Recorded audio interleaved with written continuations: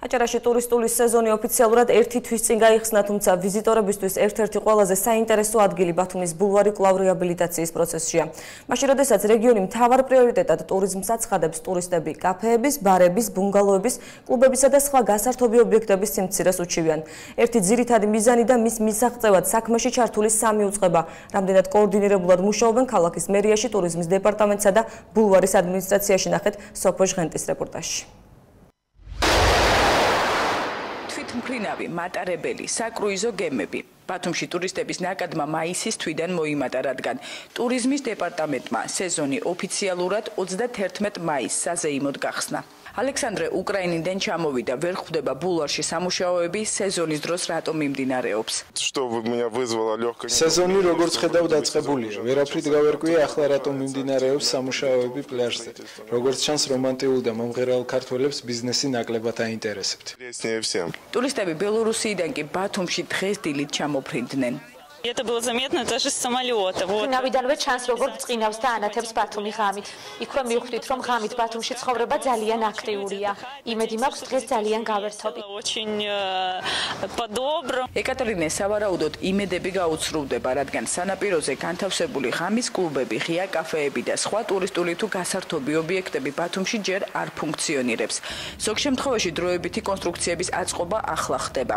სხვა ათეულობით ობიექტების მშენებლობა კი ამ დრომდე არც დაწყებულა. დაინტერესებული ყველა ინვესტორი, ეტაპობრივად მოვიდა. მაქსიმალურად შევეცადეთ, რომ ეგ დაჩქარებული პროცედურა არ ყოფილიყო, რომ უბრალოდ ჩვენ სეზონი გაგვეხსნა და ამ სეზონისთვის ოღონდ უზრუნველყოფილიყო დაუშვათ ტურისტებისთვის გასართობი კლუბების გახსნა. უფრო პრიორიტეტული იყო მრავალწლიანი ინტერესი, რომ დანარჩენი სეზონი უფრო ეფექტურად ჩატარებულიყო. ქალაქში ობიექტები დატვირთვით სავარაუდოდ მხოლოდ 1 ივლისს სამუშავდება, თუმცა ამის მიუხედავად ბულვარის ადმინისტრაციაში ფიქრობენ, რომ ტურისტების მისაღებად მაინც მზად არიან. პრინციპში მზად არის მაქსიმალურად, იმიტომ რომ ინფორმაცია გვაქვს, სრული სახე გვაქვს. აქედან გამომდინარე, ჩვენ უკვე პრინციპში მზად ვართ, სეზონი შეიძლება ითქვას. ტურიზმის დეპარტამენტში კი ტურისტების მოსაწვევად ინტენსიურად მუშაობენ. ერთ-ერთ ასეთ შეხვედრაზე პოლონელ ჟურნალისტებს ღამის ბათუმის არაჩვეულებრივი ცხოვრების შესახებაც უყვებოდნენ. რეკლამა იმ პროდუქტს გაუკეთეს, რომელიც ამ ეტაპზე ქალაქში არ არსებობს. როგორც ამბობენ დეპარტამენტს, ბიზნესის სტიმულაციის ვალდებულება არ აქვს.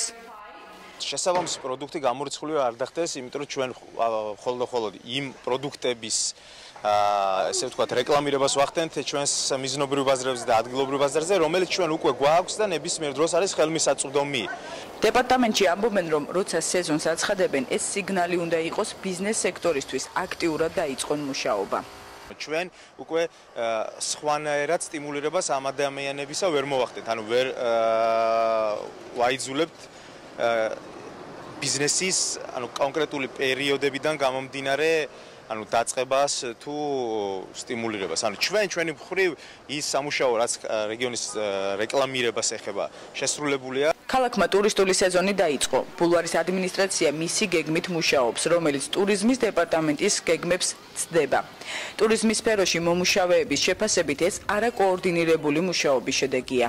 ერთ-ერთი პრობლემა ეს არის კოორდინაციის პრობლემა, რომ შეიძლება ცალ-ცალკე ყველა აკეთებდეს გარკვეულ რაღაც თქვათ სამუშაოებს, რომელიც მნიშვნელოვანია, მაგრამ თუ ეს კოორდინირებულად ხდება და რაღაც რესურსების გაერთიანება ხდება მით უმეტეს, შედეგით შეიძლება უფრო მეტი იყოს.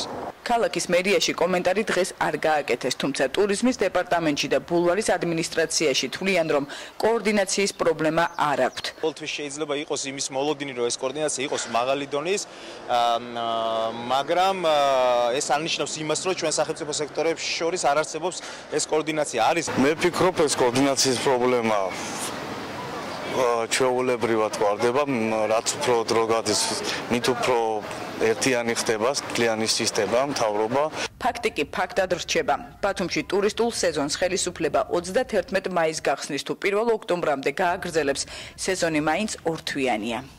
ბულვარში, რომ ეს უნდა იყოს დასრულებული აუცილებლად 1 ივნისს, თუ კი სავალდებულო იქნება კანონმდებლობით, ან რაღაც რეგულაციებით, მაშინ ალბათ უფრო მეტი შანსია, რომ კერძო სექტორი ცოტა უფრო მობილიზებული იყოს და თუ კი თქვა ეს არ იქნება მოთხოვნადი, ალბათ, როგორც ალბათ დღეს გვაქვს შედეგი, ის შედეგი იქნება.